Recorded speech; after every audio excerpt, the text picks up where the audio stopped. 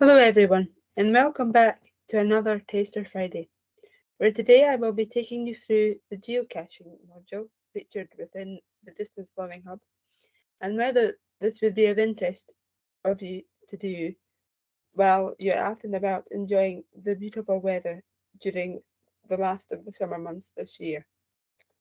This is a 12-week course designed and provided by Perthing and Ross's TUB Association and is suitable for the Bronze, Silver and Gold section certificate.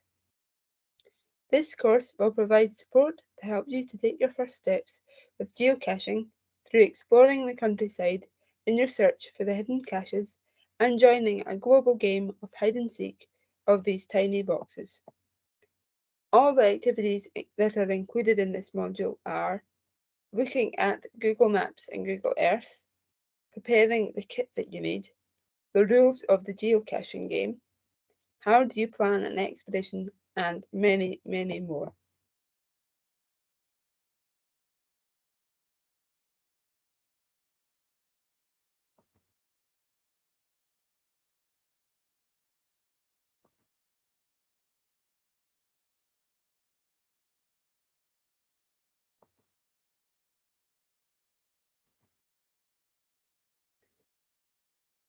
Now I'm going to be telling you what geocaching is all about in our introduction. In this module, you will learn how to take your first steps with geocaching through exploring the countryside in your search for the hidden caches, through joining a global game of hide and seek, looking for these tiny boxes. There are loads of reasons to start geocaching. It is relatively cheap, it is good fun, and it is a great new way to explore parts of the countryside that you may not have otherwise have wandered into. Or it helps you to explore familiar areas closer to home with a renewed interest. Geocaching is best thought of as a digital global version of the kind of treasure hunt that you may have enjoyed as a child, not for real treasure of course, but in just the same way for the fun and excitement of the hunt.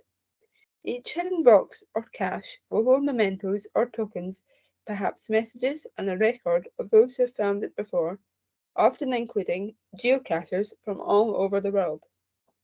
The activity itself is quite simple.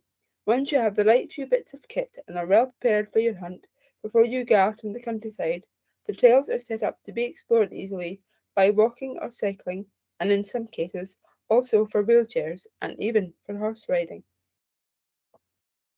Your searches for the caches hidden out there will lead you into a community which extends around the world and brings people together online through the trinkets and mementos they leave for others to find, and through a shared enthusiasm for being outside and solving puzzles. The activity Note on your cache hunting. You will be planning your routes, and you're also responsible for reading and using all the safety guidance and information in the links provided. Ask an adult to help you with this, and always let them know your route, timings, and contact arrangements if you're going out on your own.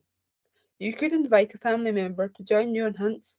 Make sure to share with them what you know about geocaching so they can support you in this.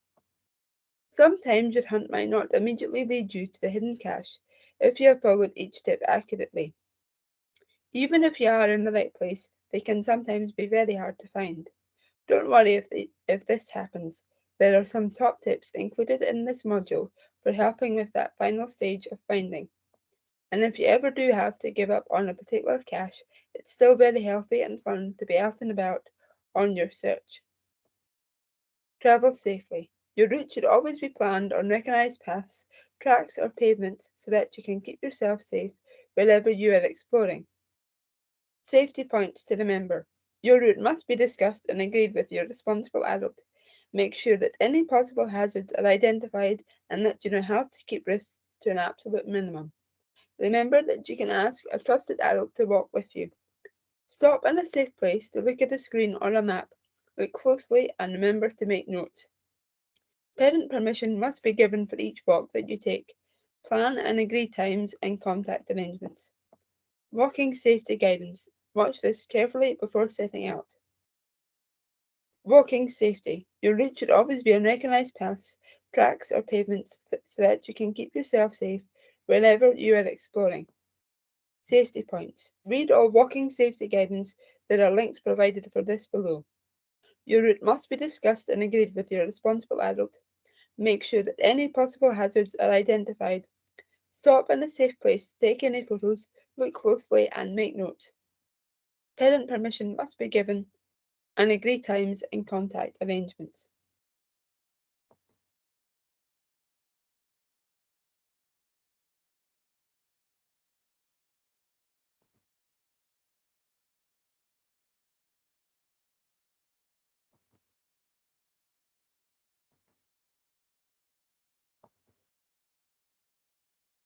Now you are ready to get started on your first activity of geocaching through using Google Maps and Google Earth. Before you begin, take some time to explore mapping on your phone or computer using Google Maps to get used to finding places you know. Practice using the zoom and search functions to find places you know. It's fun to play with and easy to get happily lost for a while. These maps use the satellite photography available on Google Earth on Google Chrome browser only, or you can download and install Google Earth as an app or program from your normal app store. Wherever you are using these maps, notice how the map can be rotated to a route so that you're looking at a view that is in line with your route or path. On any of these maps, notice the compass direction tool, which looks like this, with the red arrow always pointing north. Whichever way the map is rotated, navigating using compass directions can be extremely helpful in the final stages of locating a cache. As a challenge activity, choose a walking route that you already know well and walk regularly. Use Google Mapping on the Maps app or Google Earth to follow that route on the map, rotating the view so that the route is always facing the way you are walking, and using the 3D satellite or street view functions to notice details that you would recognise from your regular walks. Can you do this for another route you know well?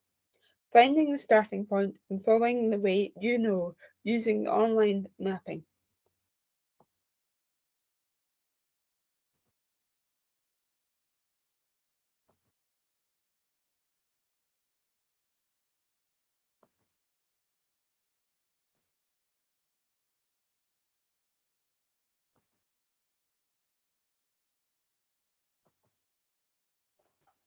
The second activity that I am going to be showing you in this taster is how to prepare your kit and telling you a bit more information about how to use geocaching.com. What is it? Geocaching is really an advanced, more sophisticated version of treasure hunting for today's technology-driven world. Geocachers are a virtual community of treasure hunters that share details of caches of treasure on various websites across the world.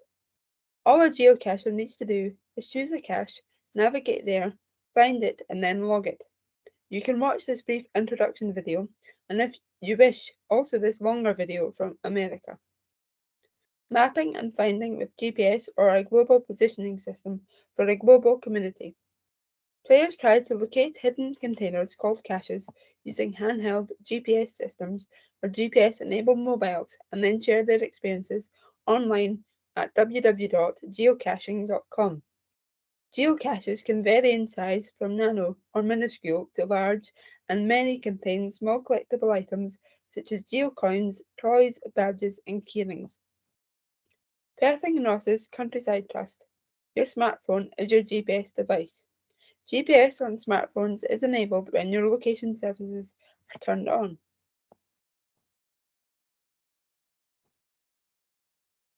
Your kit essentials. Handheld GPS navigation device or smartphone with GPS connectivity. A free account with geocaching.com. Notebook and pen, waterproof jacket, trousers and walking boots, and any other useful extras may be a printed map, rucksack, or a multi-tool with pliers or tweezers, etc.